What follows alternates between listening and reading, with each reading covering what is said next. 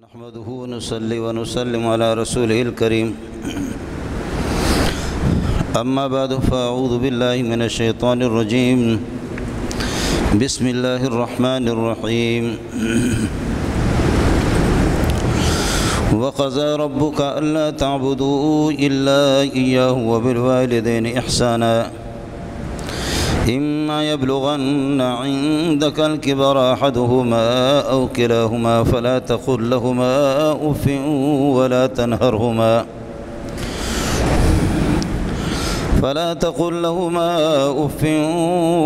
تنهرهما وقل لهما قولا كريما واخفض لهما جناح الذل من الرحمة وقل رب ارحمهما كما ربياني صغيرا ربكم أعلم بما في نفوسكم إن تكونوا صالحين فإنه كان للأوابين غفورا وآت ذا القربى حقه والمسكين وابن السبيل ولا تبذر تبذيرا إن المبذرين كانوا إخوان الشياطين وكان الشيطان لربه كفورا وإما تعرضن عنهم ابتغاء رحمة من ربك ترجوها فقل لهم قولا ميسورا ولا تجعل يدك مغلولة إلى عنقك ولا تبسطها كل البسط فتقعد ملوما محسورا إن ربك يبسط الرزق لمن يشاء ويقدر إنه كان بعباده خبيرا بصيرا اللهم صل على محمد وعلى آل محمد كما صليت على إبراهيم وعلى آل إبراهيم إنك حميد مجيد اللهم بارك على محمد وعلى آل محمد كما باركت على إبراهيم وعلى آل إبراهيم إنك حميد مجيد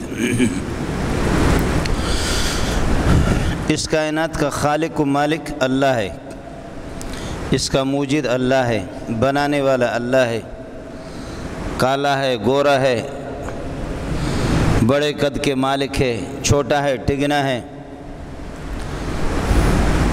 عرب ہے، عجم ہے، سب کا خالق و مالک اللہ ہے۔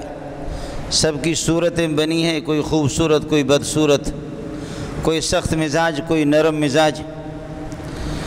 انسان کا خالق بھی اللہ ہے، انسان کے افعال کا خالق بھی اللہ ہے، انسانی مزاج کو بنانے والا بھی اللہ ہے۔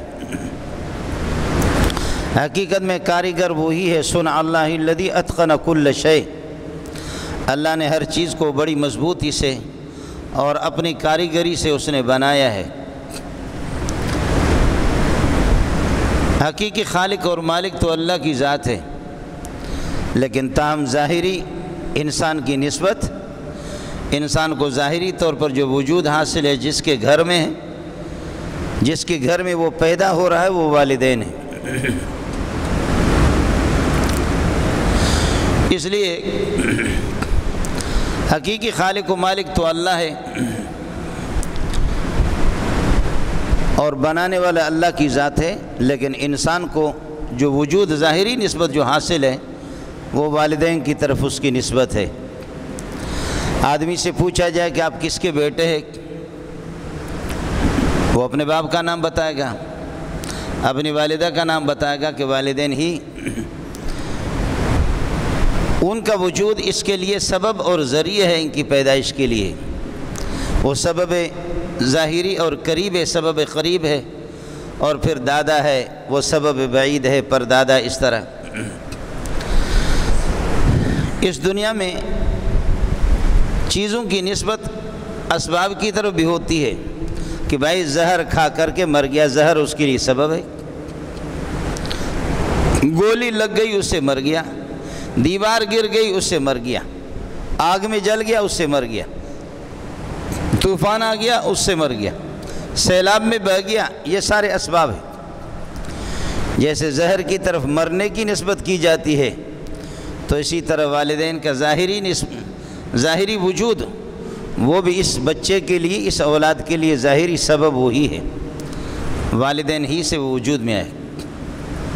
یہ دنیا دارالاسباب ہے اسی طریقے پر، اور بغیر ماں باپ کے اگر کوئی وجود میں آ بھی گیا ہے اس کائنات کے اندر تو پھر وہ قانون نہیں ہے، وہ ضابطہ نہیں ہے، وہ خرق عادت ہے۔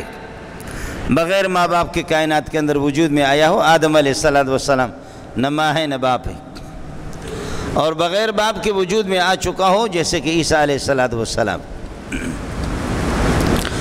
اس وجہ سے ظاہری حقیقی خالق و مالک تو اللہ کی ذات ہے، لیکن ظاہری نسبت باپ کی طرف اور والدین کی طرف ہوتی ہے۔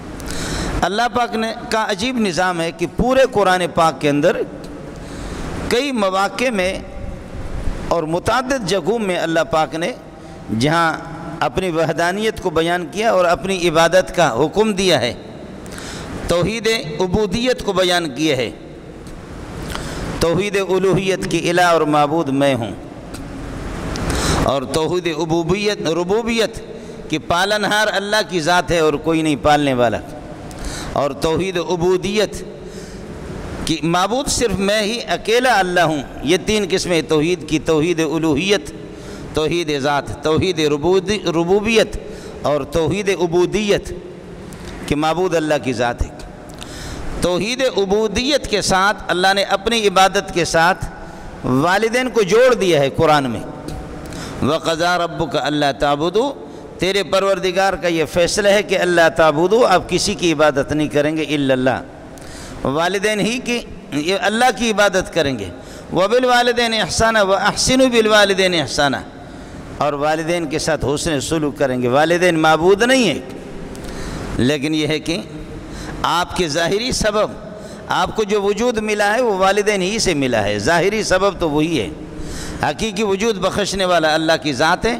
هو الذي يصوركم في الارحام كيف شاء، ماں کی پیٹ میں جس طریقہ پر اس کی مرضی تھی، کالا بنایا، گورا بنایا، بڑے قد کا مالک بنایا، چھوٹا بنا دیا، جس طرح بنا دیا، بینا بنایا یا نابینا بنا دیا۔ حقیقی خالق تو وہ ہے، لیکن ظاہری آپ کے لیے آپ کے وجود کا ظاہری سبب وہ والدین ہیں۔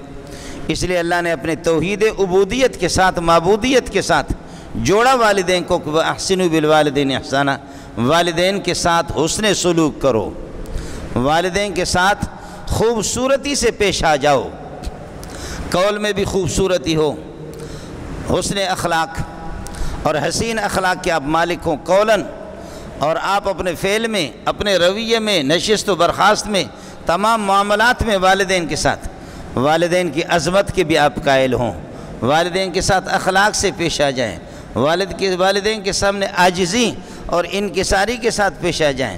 والدین جب آپ کی خدمت کے محتاج ہوں اس وقت آپ والدین کی جان کی بازی لگا کر ان کی خدمت کریں۔ والدین اگر کافر ہوں تب بھی وہ واجب الاحترام ہے، ان کا احترام کرنا ہے۔ ایک نبی ہے جو اپنے کافر باپ کو ایسے پیارے انداز میں پکار کر کے کہتا ہے، یا ابت لم تعبد ما لا يسمع ولا يبصر ولا یغنی عنک شیئا، میرے پیارے ابا کافر ہے، یا ابت ہے میرے پیارے ابا، لم تعبد ما لا يسمع، ایسے بے عقل بتوں کی کیوں عبادت کرتے ہو جو نہ سنتے ہیں نہ دیکھتے ہیں نہ آپ کو کوئی فائدہ پہنچا سکتے ہیں۔ یا ابتی انی اخاف ان یمسک عذاب من الرحمن فتکون للشیطان ولیا، میرے پیارے ابا مجھے اس بات کا اندیشہ ہے کہ شیطان کی طرف سے کوئی عذاب آپ پر مسلط نہ ہو جائے، شیطان کی بات مان کر کے آپ اللہ کو للکار رہے ہیں اور اللہ کی فرشتوں کو للکار رہے، دین کو للکار رہے، توحید کو للکار رہے، کہیں خدا کا عذاب آپ پر نہ آ جائے۔ ابا جی میں ڈر رہا ہوں تیرے لیے، ابا جی تو مجھے محبوب ہے۔ انی اخاف ان یمسک عذاب من الرحمن فتکون للشیطان ولیا، تو شیطان کا دوست بنے گا، میں آپ کو دعوت دے رہا ہوں اللہ کا دوست بنو، تو شیطان کا دوست بنے گا، شیطان سے قریبی بنے گا، شیطان کا ہانڈی وال بنے گا۔ ابا جی مہربانی کرو شیطان کو چھوڑ کر کے اللہ کی طرف آ جاؤ۔ سبحان اللہ، سبحان اللہ۔ اور ابا کہتا ہے کہ لئن لم تنتہی لأرجمنک وہجرنی ملیا، اگر آپ اپنی اس توحید سے باز نہیں آئیں گے، خدا پرستی سے باز نہیں آئیں گے، تو پھر پتھروں کی نظر کر دیں گے آپ کو، پتھر برسائیں گے، آپ کو قتل کر دیں گے، جان سے مار دیں گے۔ کہتے سلام علیک ساستغفر لک ربی انہ کان بی حفیہ۔ ابا جی سلام، میرے اور آپ کا مذہبی بائیکاٹ ہے، مفارقت ہے، لیکن ساستغفر لک ربی انہ کان بی حفیہ، میں آپ کے لیے مستقل استغفار کروں گا، مستقل استغفار کروں گا۔ سبحان اللہ۔ کافر اور مشرک باپ کے لیے جو خدا کا دشمن ہے، لیکن یہ کہ بیٹے کو دیکھے کہ کس انداز میں، کن اخلاق میں ان کے سامنے ان سے پیش آ رہا ہے۔ وَقَضَىٰ رَبُّكَ أَلَّا تَعْبُدُوا إِلَّا إِيَّهُ، تیرے پروردگار کا فیصلہ طے شدہ ہے کہ اللہ کے علاوہ کسی کی عبادت نہیں کریں گے۔ وَأَحْسِنُوا بِالْوَالِدَيْنِ إِحْسَانًا، اور والدین کے ساتھ حسن سلوک فرمائیں، حسن سلوک سے آپ پیش آئیں۔ صحابی آتا ہے نبی سے پوچھتا ہے کہ یا رسول اللہ من ابرو، کس کے ساتھ نیکی کروں، کس کے ساتھ اخلاق سے پیش آ جاؤں؟ فرمایا امک، اپنی والدہ کے ساتھ۔ من ابرو، کس کے ساتھ احسان کروں؟ فرمایا امک۔ من ابرو، کس کے ساتھ احسان کروں، حسن سلوک کس کے ساتھ کروں؟ فرمایا امک، اپنی ماں کے ساتھ۔ پھر کہتے ہیں من ابرو، چوتھی مرتبہ کس کے ساتھ حسن سلوک کروں؟ فرمایا اباک، اپنے ابا کے ساتھ۔ ماں حسن سلوک کا زیادہ حقدار ہے، ماں کے حقوق زیادہ ہے۔ ان الجنت تحت اقدام الامہات، جنت ماں کے قدموں کے نیچے ہے۔ ماں کے حقوق زیادہ ہے، ماں کی خدمات بھی زیادہ ہے، لیکن ماں اور باپ دونوں کا جہاں پر ٹکر ہو جائے تو وہاں پر پھر یہ ہے کہ آپ بات ابا کی مانیں گی۔ ویسے ماں کے حقوق زیادہ ہے، ابا اور امی دونوں مل کر کے کہتے ہیں کہ ادھر شادی کرو، سبحان اللہ، دونوں کا اتفاق ہے۔ ابا اور امی مل کر کے دونوں کے دونوں کہہ دیں اس سے شادی نہ کرو، سبحان اللہ، دونوں کا اتفاق ہے۔ ابا کہتا ہے کہ اس سے شادی کر، امی کہتی اس سے شادی کر، تو پھر ابا کی بات مانیں گے۔ اس کی وجہ یہ ہے کہ ماں کے حقوق تو زیادہ ہے، لیکن خواتین بے عقل ہوا کرتی ہے، ان میں عقل نہیں ہوتی۔ عقل اللہ نے مردوں کو دیا ہے۔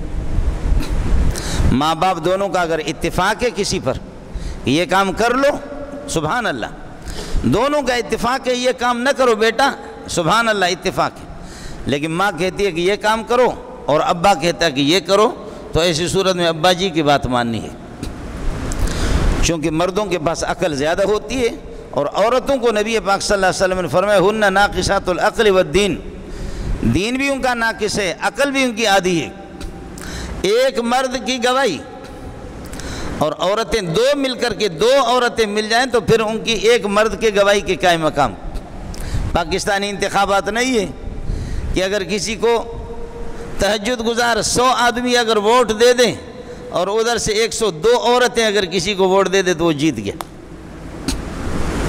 100 شیخ الحدیث اگر کسی کو ووٹ دے دے، تبلیغی 100 اگر کسی کو ووٹ دے دے تو وہ ہار گیا، اور 101 عورتیں کسی کو ووٹ دے دے وہ جیت گیا۔ اس لیے مولانا فضل الرحمان کبھی بھی کامیاب نہیں ہو سکتا، اور عمران خان کبھی ناکام نہیں ہو سکتا، اس لیے کہ ان کے پاس باجے بھی ہے، باجیاں بھی ہیں، باجے باجیاں سارے۔ یہ ان کی اپنی تقسیم ہے۔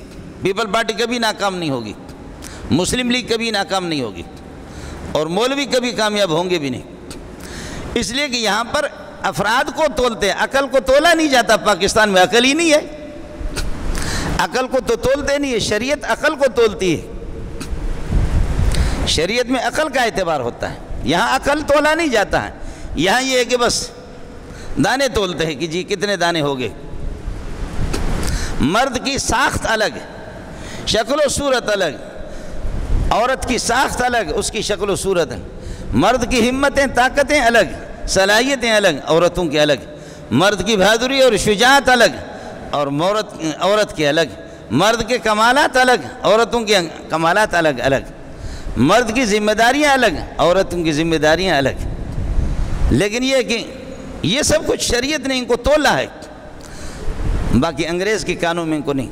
اس لیے میں عرض کر رہا تھا کہ اگر کسی بات پر اتفاق ہو جائے ماں باپ دونوں کا تو سبحان اللہ اولاد کو وہی کرنا ہے، اگر دونوں کا اتفاق ہو جائے کہ نہ کرو تو نہ کرے۔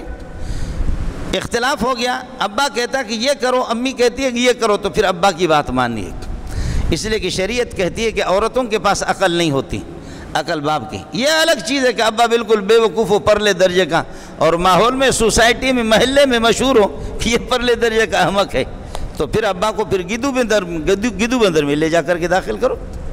لیکن عام باپ کی بات میں کر رہا ہوں۔ تو صحابی کہتا ہے کہ من ابر یا رسول اللہ، میں کس کی پیروی کروں، کس کے ساتھ حسن سلوک کروں؟ فرمایا امک، اپنی ماں۔ پھر دوسری مرتبہ، پھر تیسری مرتبہ، چوتھی مرتبہ فرمایا ابا کا۔ ایک صحابی آ گیا کہ یا رسول اللہ میں جہاد میں جانا چاہ رہا ہوں۔ فرمایا کہ کیا آپ کے والدین زندہ ہیں؟ فرمایا کہ ہاں۔ فرمایا ففیہما فجاہد، بس انہی کے لیے جہاد کرو، انہی میں جہاد کرو۔ ان میں جہاد کرنے کا مطلب یہ کہ ان کی خدمت کر لو، جب وہ آپ کی خدمت کے محتاج ہے تو خدمت کر لو۔ شرعی مسئلہ بھی یہی ہے کہ کوئی مولوی بننے کے لیے جانا چاہ رہا ہے، حلال و حرام کا علم رکھتا ہے، نماز جانتا ہے، زکوٰۃ کے موٹے موٹے مسائل کو جانتا ہے، لیکن بڑا مولوی بننا چاہ رہا ہے اور والدین اس کے بوڑھے ہیں، ان کا کوئی سہارا نہیں ہے، ان کو کما کر کے دینے والا نہیں ہے۔ مولوی صاحب کو مولوی بننے کے لیے طالب علم کو جانے کی اجازت نہیں ہے۔ وہ کہہ رہے میں بخاری پڑھنے کے لیے جا رہا ہوں، میں ترمذی پڑھنے کے لیے جا رہا ہوں، میں بڑا مفتی بن رہا ہوں، بڑا قاضی بن رہا ہوں، علامہ بن رہا ہوں، پیر طریقت، رہبر شریعت، عذاب العلیم بن رہا ہوں، نہیں، اس کی اجازت نہیں ہوگی اس کو۔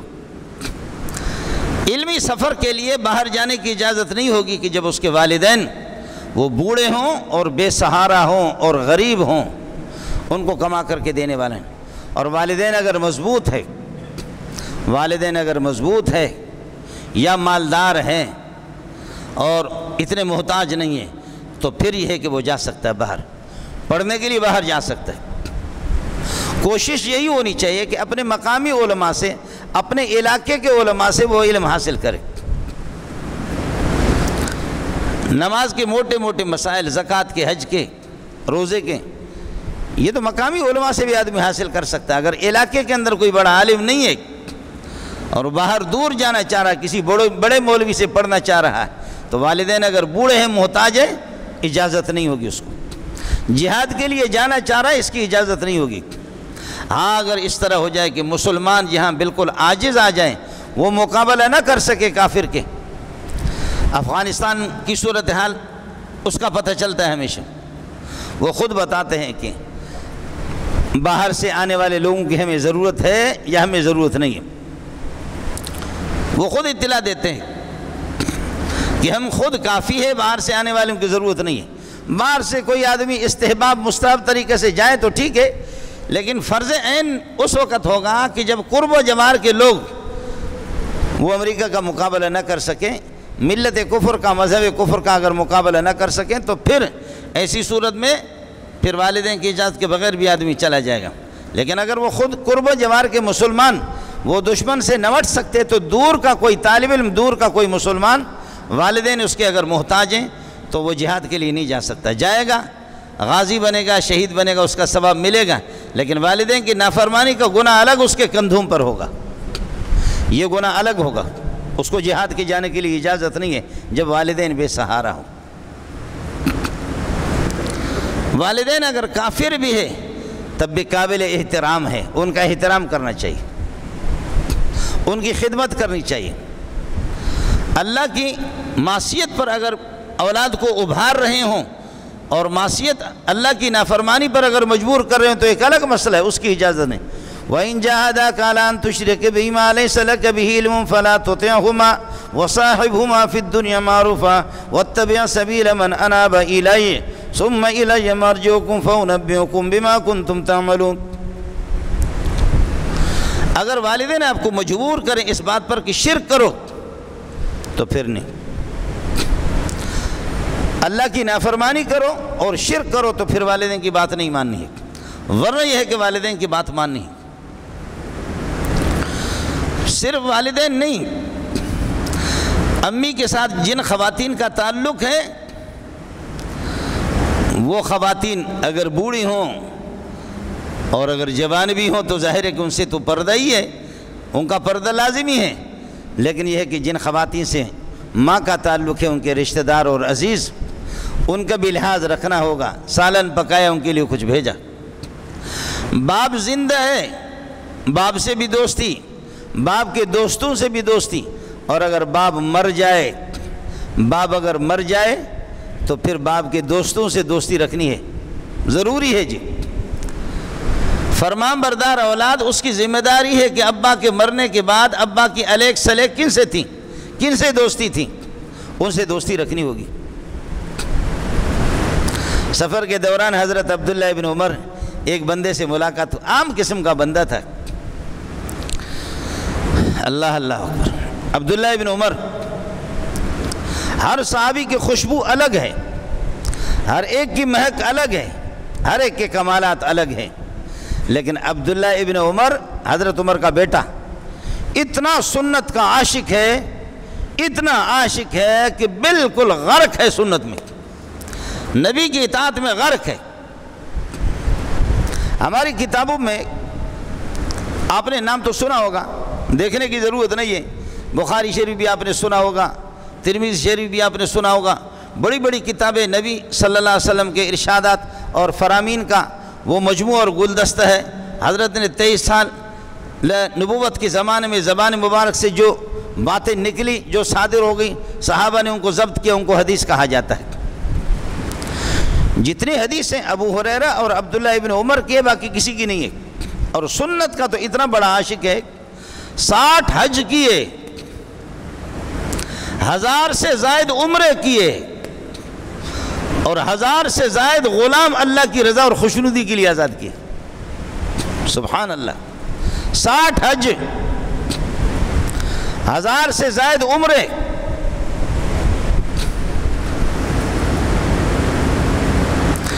ایک آدمی کہتا ہے کہ آپ کا ابا حج تمتع کے لیے لوگوں کو نہیں چھوڑتا تھا، حضرت عمر تیرا باپ، آپ کی رائے کیا ہے؟ تو حضرت عبداللہ ابن عمر فرماتے ہیں تمتع رسول اللہ صلی اللہ علیہ وسلم، اللہ کے نبی نے حج تمتع کیا ہے، حج افراد کیا ہے، حج قران کیا ہے۔ کہتے تیرا باپ تو کہتا تھا کہ نہیں، حج کے لیے الگ سفر کرے، عمرے کے لیے الگ سفر کرے، ایک سفر میں حج اور عمرہ نہ کرے۔ حضرت عمر کا مقصد تھا کہ کعبۃ اللہ 24 گھنٹہ پورے سال میں آباد رہے، اس وجہ سے حج تمتع سے منع کرتے تھے۔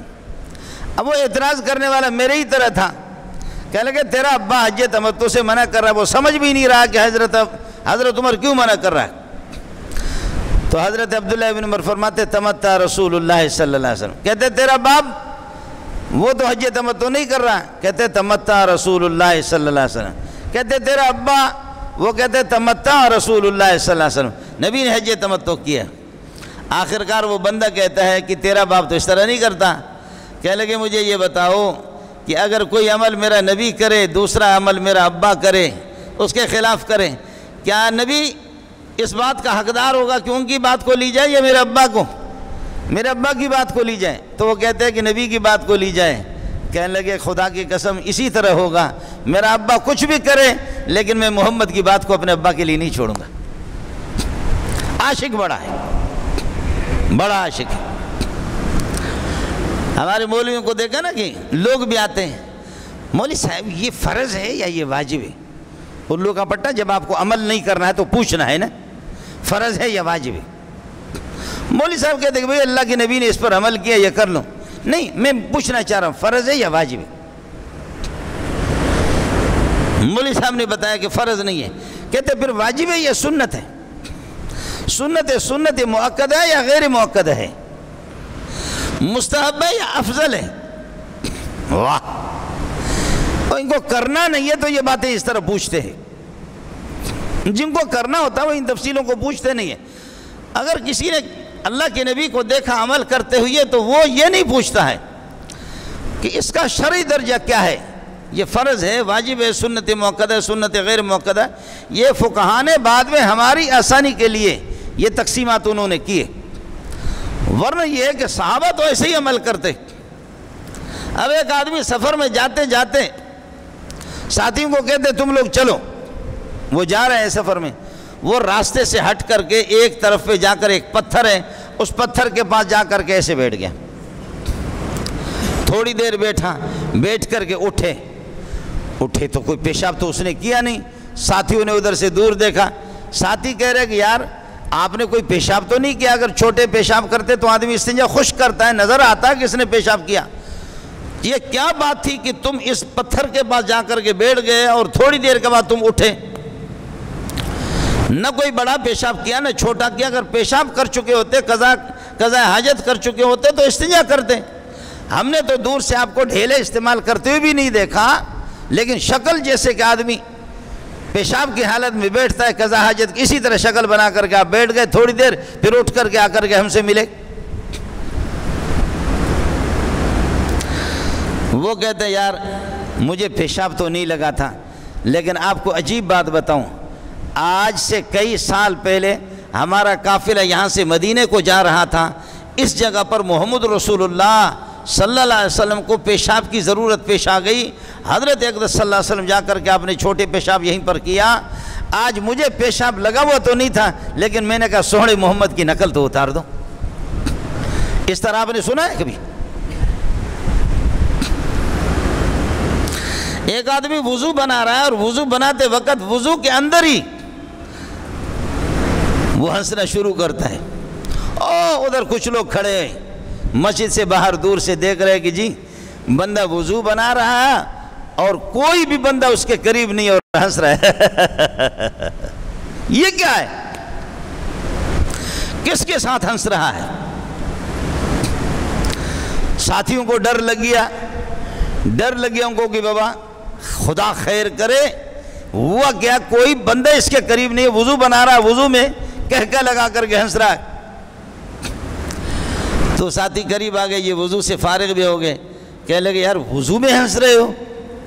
کہا کہ آج سے کئی سال پہلے محمد رسول اللہ وضو بنا رہا تھا, میں کھڑا تھا, میں نے کوئی ایسی بات کی, نبی نے سنی, تو نبی پاک صلی اللہ علیہ وسلم وضو کے دوران ہی اپنے ہاتھ مبارک دھو رہے تھے, میں نے کوئی جملہ کہا, حضرت صلی اللہ علیہ وسلم وضو کے دوران ہنسنے لگے. میں نے کہا آج یار کی نقل اتار دو. اس کا نام ہے علی شیر خدا, حضرت علی رضی اللہ تعالیٰ عنہ, کہ میں محمد کی نقل اتار رہا ہوں. میں عرض کر رہا تھا کہ ہر صحابی کی خوشبو الگ ہے. عبداللہ ابن عمر کی خوشبو ہی الگ ہے. سفر کے دوران ایک عام آدمی میرے جیسا کوئی جٹ, حضرت عبداللہ ابن عمر نے اپنی پگڑی اتار کر کے اس کے سر پہ باندھی, اپنی پگڑی اتار کر کے اس کے سر پہ یہ ہے کہ باندھی. اور کسی نے کہا حضرت خدا خیر کرے, یہ بندہ اور تیری پگڑی, تو عمر کا بیٹا, نبی کا صحابی, نبی کا شاگرد, یہ بندہ کہاں اور تیری پگڑی کہاں, تو کہاں؟ کہنے لگے اس کا والد میرے والد عمر کے دوست تھے, اس کا والد میرے والد عمر کے دوست تھے. تو آج جو ہے نہ میرا ابا رہا نہ اس کا باپ رہا, لیکن حدیث میں حکم ہے, میرے نبی کا ارشاد ہے کہ اپنے والد کے دوستوں کے ساتھ بھی دوستی قائم رکھو. تو اس لیے ابا کی دوست کے بیٹے کے ساتھ تمہیں دوستی کر رہا ہوں. ابا کا دوست بھی نہیں رہا, اس کے بیٹے, ان کی اولاد باقی تھی. حضرت ابو موسیٰ اشعری رضی اللہ تعالیٰ عنہ کا بیٹا ابو بردہ, حضرت ابو بردہ, یہ مدینے میں تشریف لائے, دور سے تشریف لائے. حضرت عبداللہ ابن عمر ملاقات کے لیے گئے. کہنے لگے کہ پتہ ہے آپ کو کہ میں تیری ملاقات کے لیے دور سے آیا ہوں, تو بھی آیا ہے؟ میں تیری ملاقات کے لیے اس لیے آیا ہوں کہ تیرا ابا میرے ابا کے دوست تھے, تیرا ابا میرے ابا کے دوست تھے. یہ باتیں میں سنا رہا ہوں آپ کو, لیکن ہم بھی جب گھومتے پھرتے ہیں نا, ہم جب دنیا میں گھومتے پھرتے ہیں تو لوگ بھی ہمیں بھی روٹی کی 2 لقمے کھلاتے ہیں, 2 روٹیاں کھلاتے ہیں, اور لوگ بھی ہم غریبوں کو بھی وہ الیک سلیک رکھ کے ہم سے دوستی رکھتے ہیں. تو ہم تو سمجھتے ہیں کہ شاید ہم بڑے بھتو خان ہیں, لیکن لوگ کہتے ہیں کہ جی آپ سے جو دوستی ہے وہ اس وجہ سے کہ سلیم اللہ خان سے. کہاں گیا سلیم اللہ؟ ہماری حیثیت کیا ہے ایک طالب علم میں؟ بعض لوگ ہم سے یہ کہ اس وجہ سے دوستی رکھتے ہیں, وہ کہتے ہیں کہ عبد الکریم بہر شریف سے چونکہ آپ کا تعلق تھا, آپ نے ان کو دیکھا تھا. سلیم اللہ خان صاحب سے، مفتی نظام الدین رحمۃ اللہ علیہ، آپ ان کے شاگرد ہیں۔ اللہ جانتا کہ ایک بڑی تعداد ہے لوگوں کے جو اللہ والے لوگ ہیں۔ ہم لوگ تھوڑا سا پھول جاتے ہیں کہ بھائی لوگ اتنا احترام کر رہے ہیں، واہ میں بڑا کمال کا مالک ہوں، بڑے کمالات ہیں، بعد میں پتہ چلتا ہے کہ ہم تو زیرو ہیں۔ یہ سب کچھ سلیم اللہ کے جوتے ہیں، یا عبد الکریم بیر شریف کے، یا مفتی نظام الدین کے، یا عنایت اللہ شہید کے، یا کوئی بڑا استاد ہوتا ہے، جب نام لیا جاتا ہے کہ آپ کے اس استاد کی وجہ سے، تو بھی ہمیں پتہ چلتا ہے کہ ہم کس پانی میں کھڑے۔ تو اس لیے میں عرض کر رہا تھا کہ والدین کے، والد کے دوستوں کے ساتھ بھی دوستی، والد اگر یہ ہے کہ والدین زندہ ہوں تو پھر ان کا احترام کیا جائے، ان کی خوب خدمت کی جائے، اور اگر بے روزگار ہوں تو ان کا نان و نفقہ آپ پر واجب ہے، اور اگر ان کے پاس پراپرٹی ہے تو پھر نان و نفقہ واجب نہیں آپ پر۔ والدین کے پاس اگر پراپرٹی جائیداد ہے تو پھر، اور والدین مضبوط ہے تو پھر تو ٹھیک ہے، آپ باہر پڑھنے کے لیے بھی جا سکتے ہیں، علم حاصل کرنے کے لیے بھی جا سکتے ہیں، ان کے پاس مال ملکیت ہے، آپ جا سکتے ہیں۔ لیکن والدین بوڑھے ہیں، خدمت کے محتاج ہے، خدمت کرنے والا کوئی نہیں ہے۔ مولوی صاحب خوش ہے کہ میں کراچی جا رہا ہوں، پڑھنے کے لیے جا رہا ہوں، اس کی اجازت، وہ بھی استاد بھی آپ کا بدبخت ہوگا کہ جو آپ کو اس طرح پڑھائے گا، ورنہ یہ ہے کہ استاد کو اگر پتہ چلے تیرے والدین غریب بھی ہے، روٹی کو ترستے ہیں، تیرے والدین محتاج ہے، بوڑھے ہیں، اور وہ اللہ آپ کی خدمت کے محتاج ہے، پھر بھی جا کر کے وہ جامع صدیقیہ میں پڑھنا چاہ رہا ہے، یا دارالعلومی ہے، جامع فاروقیہ یا جامع بنوری ٹاؤن میں، اس کی حماقت ہے۔ ایسی صورت میں مولوی صاحب کو اجازت نہیں ہوگی اس کی، نہ جہاد میں جانے کی اس کو اجازت ہوگی۔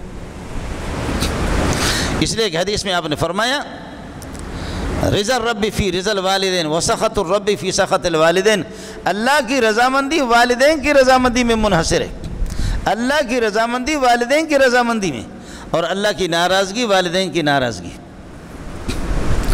اور یہاں بڑے لوگ موجود ہیں، ایک بات آپ سے عرض کروں، اپنی اولاد اپنے والدین کی خدمت کوئی نہ کرے اور احمق بن کر کے یہ توقع رکھے کہ میری اولاد میری خدمت کرے گی، پرلے درجے کا بے وقوف ہے دنیا کا۔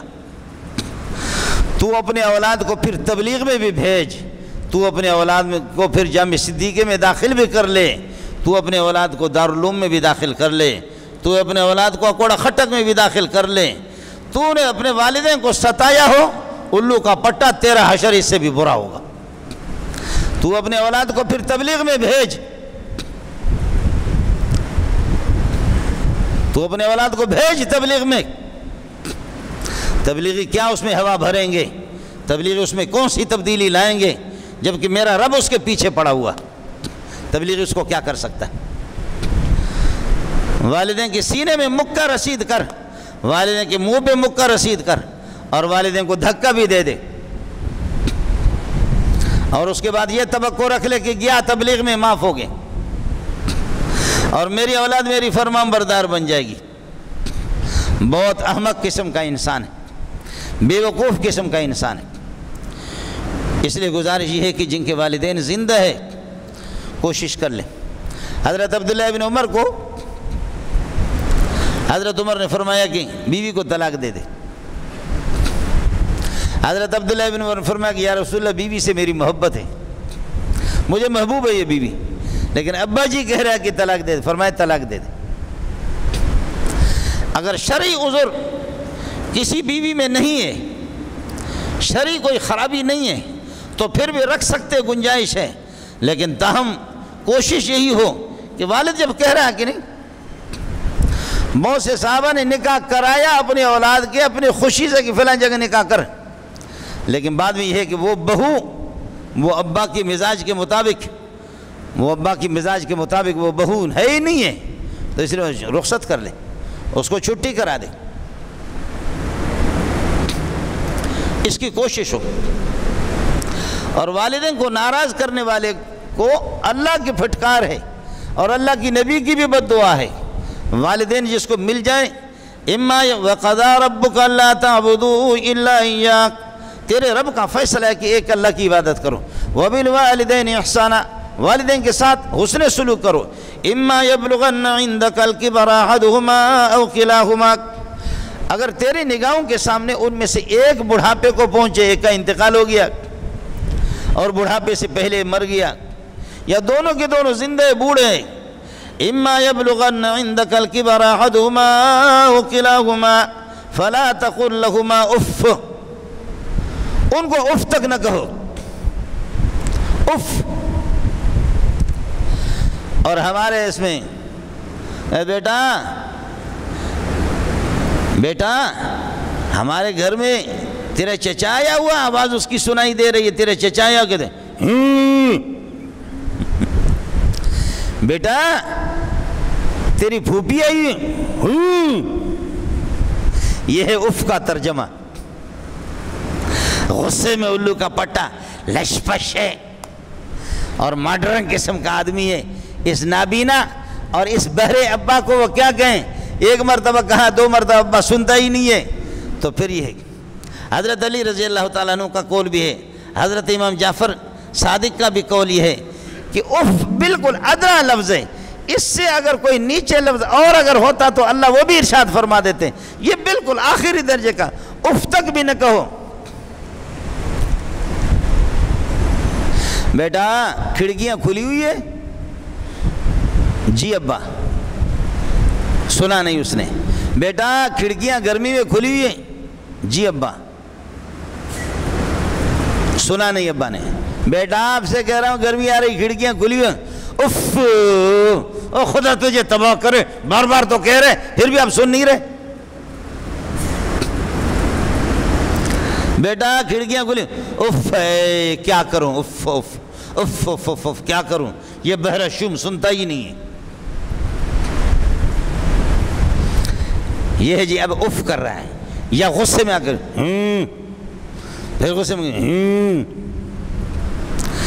اما یبلغن عندک الکبر احدہما او کلاہما، اگر ان میں سے ایک آپ کے سامنے بڑھاپے کو پہنچا، او کلاہما یا دونوں کے دونوں، فلا تقل لہما اف ولا تنہرہما، ان کو اف تک بھی نہ کہو، ایسا کلمہ، ایسا جملہ، ایسی بات جن سے وہ رنجیدہ خاطر ہوں۔ آدمی جب بوڑھا ہو جاتا ہے یا مائیں جب بوڑھی ہو جاتی ہے تو ان کی طبیعت میں چڑچڑاپن آ جاتا ہے۔ آدمی بچپن میں چھوٹا معصوم بچہ دل کا بہت کمزور ہوتا ہے، بہت کمزور ہوتا ہے۔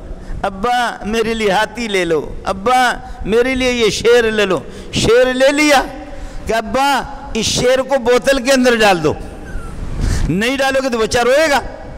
ابا ہاتھی کو بوتل میں ڈالو، تو بابا کوشش کرو ربڑ والی ہاتھی لے کر کے اس کو یہ کہ اللہ آپ کو بھلا کرے کیا مروڑ مروڑ کر کے بوتل میں داخل، ورنہ بچہ روئے گا۔ ابا میرے لیے جہاز خریدو، ابا گدھا گاڑی چلا رہا ہے، جہاز اس کے لیے خریدے، کہ جہاز خریدو، تو ٹھیک ہے کوئی کھلونا ملانا لے کر کے دے دو۔ بچوں کو دیکھا ہے کہ ان کی طبیعت میں چڑچڑاپن ہے، وہ معمولی بات پر بس دلوں کا زخمی ہو جاتا ہے، رونا شروع کر دیتے ہیں۔ بچپن میں انسان کی جو طبیعت ہوتی ہے بڑھاپے میں یہی طبیعت ہوتی ہے، بڑھاپے میں طبیعت میں چڑچڑاپن اور بڑھاپے میں قوت مدافعت کمزور ہو جاتی ہے، آدمی معمولی بات پر دل زخمی ہو جاتا ہے۔ تو بچوں کی پاسداری تو سب کرتے ہیں، بچوں کا لحاظ سب کرتے ہیں، بچوں کا لحاظ تو سب کرتے ہیں، اور بچے کے اپنا خیال نہیں کرے تو پھر انشاءاللہ اس کی ماں کو اللہ جزائے خیر وہ تیری خبر تو لے لے گی۔ بچوں کو تو پاس کرتے ہیں، ان کو کسی نہ کسی طریقے سے ان کو راضی کرنا ہے، لیکن ظاہر ہے کہ ابا کی وہ کیفیت نہیں رہی۔ بچپن میں اور بڑھاپے میں طبیعتیں ایک ہو جاتی ہیں، اس ابا کا بھی لحاظ کرو، اس ابا کا بھی لحاظ کرو۔ میں نے ایسے لوگوں کو دیکھا ہے کہ ابا کہتا ہے اور اس کے پاس اگال دان نہیں ہے، دوڑ کر کے خدا کی قسم اپنی ہتھیلی اپنا ہاتھ ابا کے منہ پہ رکھتا ہے اور وہ تھوکتا ہے، اس کے بلغم کو بڑی خوشی کے ساتھ لے جا کر کے گرا دیتا ہے، اپنے ہاتھوں کو دھوتا ہے۔ اگر اگال دان ان کو ملا نہیں، اگال دان اس کے سامنے ہے نہیں ہے، تھوک دان نہیں ہے، اس کو ابا کو بلغم آ گیا، دوڑا ظالم شاہین کی طور جھپٹ پڑا۔ یہ لوگ پھر دنیا کو فتح کرتے ہیں، یہ لوگ دلوں میں حکومت کرتے ہیں، ان کے لیے اللہ کی رضامندی کے فیصلے ہوتے ہیں، ان کا گھر جنت کا منظر بن جاتا ہے، ان کے گھر میں جنت آ جاتی ہے، ان کی اولاد بھی فرمان بردار بن جاتی، روح کی سوکھی پر بھی جنت کی زندگی گزار رہے ہیں، اور اگر عیش اچھے حالت میں تب بھی زبردست۔ اور جو بے دین ہے، خدا کا نافرمان، والدین کا نافرمان کر لیں، وہ مولوی صاحب سے تعویذ لے گیا، میرے گھر میں بچوں کا مجھ سے ٹکر ہے، بچوں کی ماں کا بھی ٹکر ہے، چل 5,000 دے، چل 10,000 دے دے، انشاءاللہ مولوی نے الگ جوتا مارا، بچے الگ جوتے ماریں گے۔ مولوی نے الگ جوتا مارا، 5,000 تو لے ہی لیا، 10,000 لے ہی لیا۔ یہ مولوی وہ ہے بے غیرت ہے کہ جس کے خود بھی گھر میں یہ بھی والدین کے نافرمان ہیں، اس قسم کا ملا بھی ہے۔ اچھی بات ہے، مولوی کا کام ہو گیا 5-10 ہزار میں انشاءاللہ، سمجھے؟ باقی یہ ہے کہ یہ مولوی سے اس سے کچھ بھی نہیں ہوگا، جب والدین کی آپ نے خود خدمت نہیں کی، والدین کو ناراض کیا ہے اور ان کے دل دکھایا ہے، تو پھر آپ یہ ہے کہ کیسے سکھ سے رہیں گے۔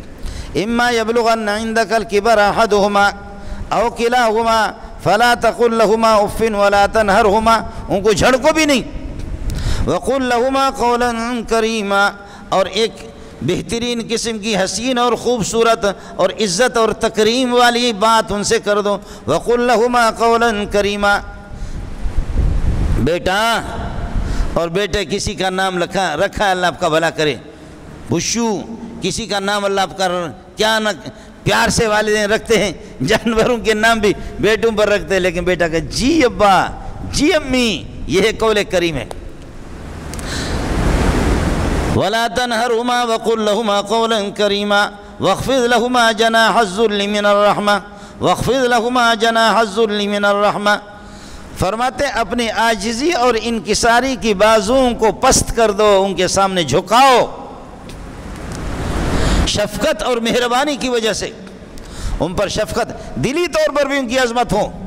وَاخْفِضْ لَهُمَا جَنَاحَ الذُّلِّ مِنَ الرَّحْمَةِ وَقُلْ رَبِّ ارْحَمْهُمَا كَمَا رَبَّيَانِي صَغِيرًا وَقُلْ رَبِّ ارْحَمْهُمَا كَمَا رَبَّيَانِي صَغِيرًا، اور دعا کرو پروردگار میرے والدین پر رحم کر دو جیسے بچپن میں انہوں نے میری تربیت کی۔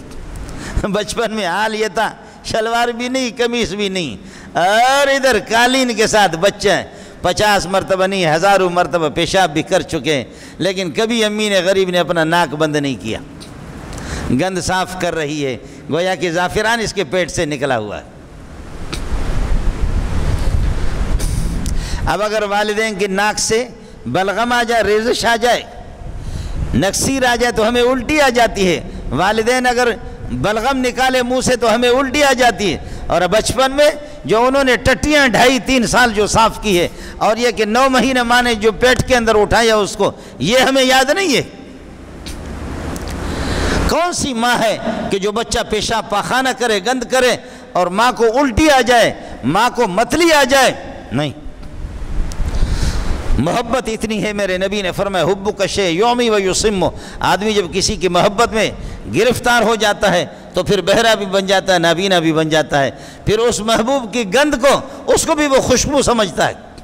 اولاد محبوب ہوتی ہے، اولاد محبوب ہوتی ہے، والدین کو ان کو بدبو نہیں آتی، وہ اس بدبو کو اتنا محسوس بھی نہیں کرتے یقیناً، ظاہر ہے کہ وہ زعفران تو نہیں ہے، مشک نہیں ہے جو اس کے پیٹ سے نکلا ہے، لیکن پھر بھی کس ابا کو الٹی آ گئی اور کس امی کو الٹی آ گئی، کس کو متلی آ گئی، 2.5-3 سال ظالم کا بچہ اس طریقے پر پیشاب اور پاخانہ کرے۔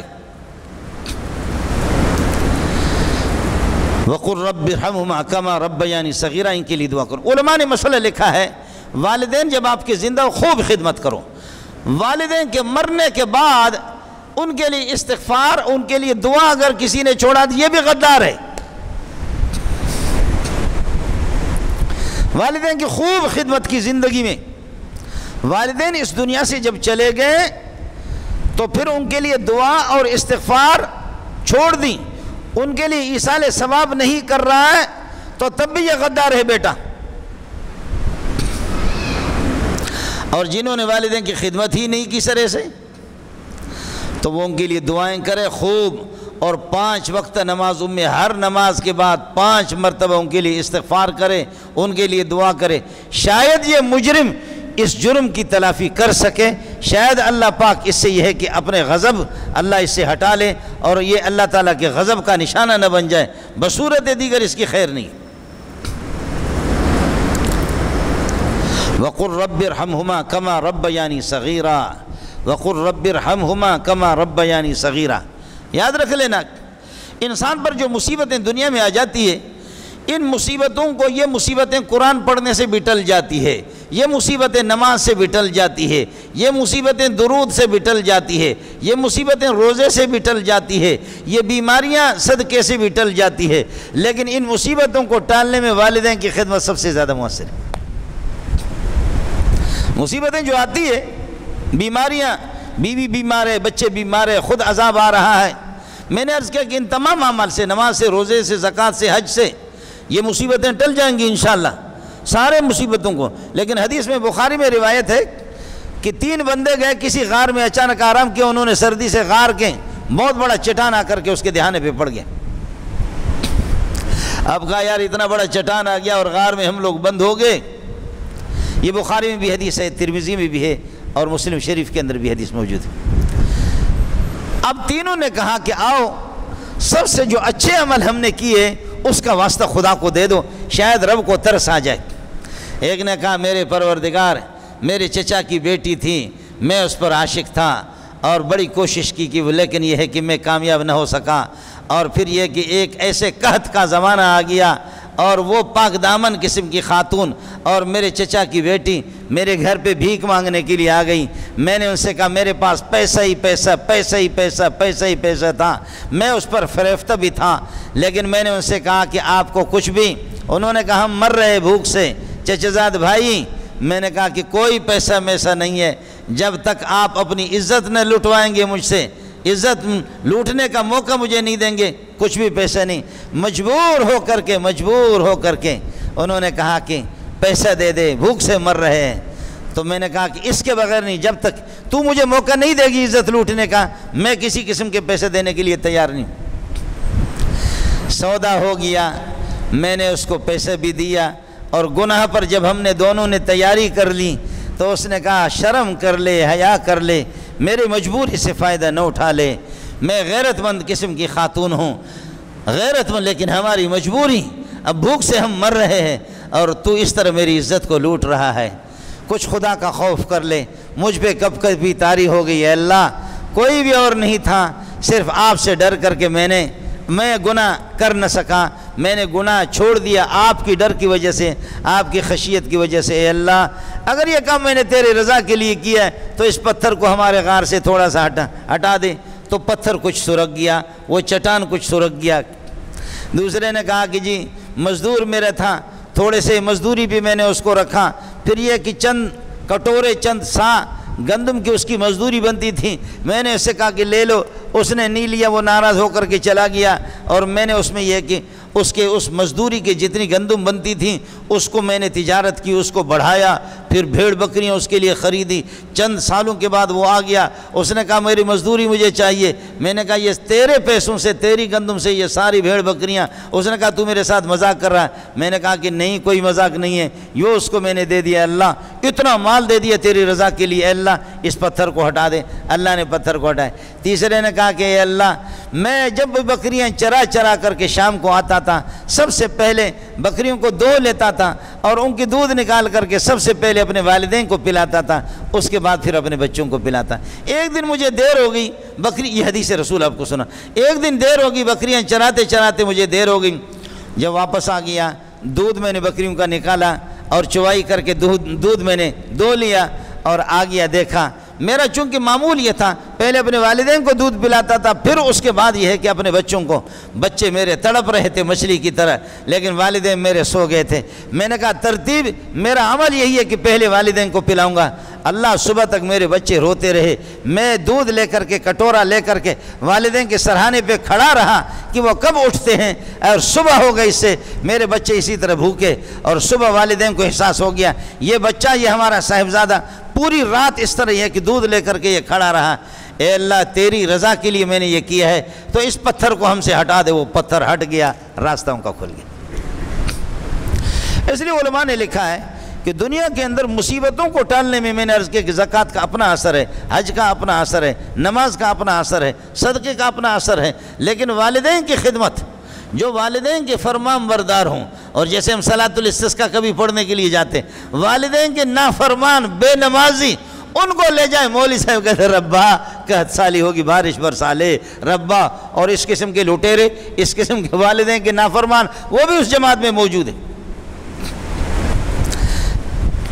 ہمارے لوگ کبھی کبھی آتے بلوچستان کے، کہتے مولوی منظور صلاۃ الاستسقاء پڑھاؤ، بارش نہیں ہو رہی ہے، صلاۃ الاستسقاء پڑھاؤ کبھی کسی مولوی کو۔ تو میں کہتا ہوں بابا کہیں سے کسی عام فقیر مسکین مولوی کو پکڑ کر کے لے جاؤ صلاۃ الاستسقاء۔ یہ جو ہمارے بڑے بڑے مولوی ہوتے اشتہارات پر ان کے نامت، میں نے کہا خدا واسطے اگر اللہ کو بارش برسانا بھی ہوگا اس مولوی کی صلاۃ الاستسقاء کو دے کر کے روکے گا اس کو، تب بھی بارش نہیں برسے گی۔ بعض مولوی ایسے دیکھے ہاتھ اٹھایا انہوں نے اسی وقت بارش برسا۔ جی ہاں، اس قسم کے علماء بھی ہیں، اس قسم کے لوگ بھی ہیں، اکا دکا بہت کم رہ گیا۔ اب تو ماڈرن مولوی، لش پش مولوی، اور اللہ آپ کا بھلا کریے کہ کر و فر والا مولوی، اب اس قسم کے مولوی بھی رہ گئے۔ اور یہ ہے کہ اللہ آپ کا بھلا کرے وہ علماء بھی چلے گئے، وہ اللہ والے بھی چلے گئے، جہاں والدین کے نافرمان اس صلاۃ الاستسقاء میں موجود ہوں پھر بارش برسے۔ اللہ تعالی ہمیں والدین کی عظمت پہچاننے کی توفیق عطا فرمائے، ان کے قدر و احترام کرنے کی توفیق عطا فرمائے، اللہ ان کی خدمت کرنے کی ہمیں توفیق عطا فرمائے۔ جن کے والدین زندہ ہے غنیمت سمجھیں، اللہ کی پھٹکار، اللہ کے غضب سے بچے ان کی خدمت کریں، اور جن کے والدین چلے گئے ان کے لیے استغفار کریں، قرآن خوانی کریں، ان کے لیے درود پڑھیں، ایصال ثواب ان کو کریں۔ اللہ آپ کا حامی ہو، اللہ آپ کا ناصر ہو۔ وآخر دعوانا الحمدللہ۔